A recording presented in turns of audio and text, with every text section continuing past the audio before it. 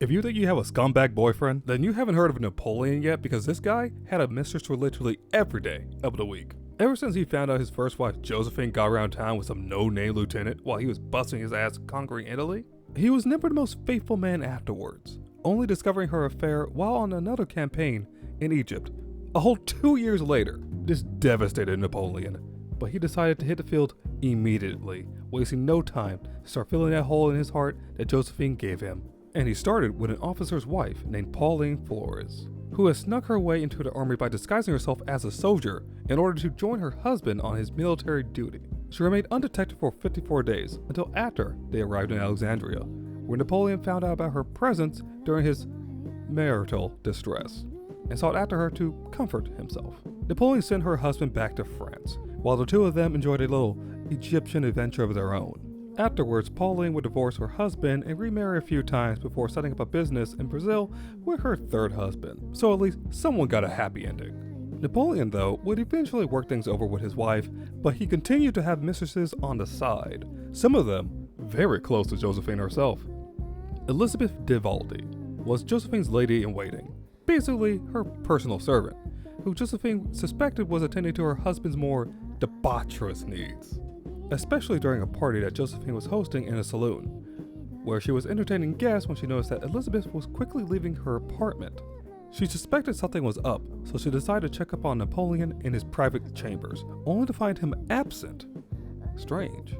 But even stranger, she found a secret staircase in his office that led up to a small apartment on a higher level, where Josephine heard the two of them talking, even mentioning Josephine herself. Livid, she banged on the door, demanding they open the door. After a long drawn-out moment, they realized the jig was up, and they let her in. And boy, did Josephine let Napoleon have it. While Elizabeth broke down into tears on the ground, Josephine lashed out against Napoleon for doing something so disgraceful towards her, especially after he gave her so much heat for doing the same thing to him years earlier. Before Napoleon could get a word in, Josephine ran back to the saloon distraught and returned to her bedchambers, where Napoleon followed her to give her a piece of his mind. Furious, Napoleon complained about how sick he was of her spying, and how he was going to divorce her for not giving him an heir yet at all these years that they've been married, and that he will find someone who could.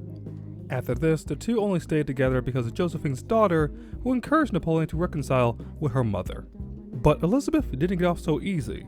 She had to resign from her post as Josephine's lady-in-waiting because, well, she got a little too friendly with her hubby. And because of this, she would end up living in poverty until she died in a poorhouse in Paris. Out of all of Napoleon's mistresses, I would say she got off the worst.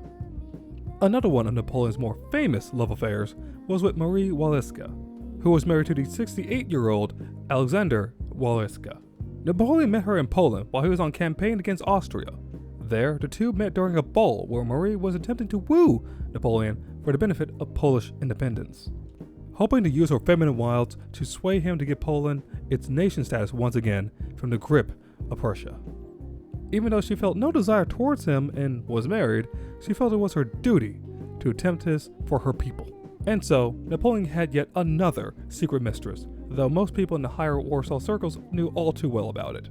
Napoleon moved his headquarters to the Frankenstein Palace, where Maria would follow him. The two of them got neighboring apartments to continue their little love affair.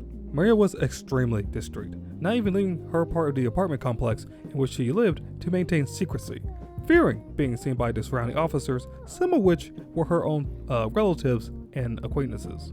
Though, after some time, she did come to be very fond of Napoleon, since their liaisons was a very long one. She even went back to Vienna with him, where she would eventually get pregnant with his child. Afterwards, she returned to her husband in Warsaw to give birth to her son, who was officially recognized as the son of Walewska, or however you pronounce his name. This was just a few of the many mistresses of Napoleon, but those girls will have to wait for another day. I hope that this video helped paint a better picture of Napoleon for all of you, because even though he was a great man and a great general, he was still just a horny guy like the rest of us.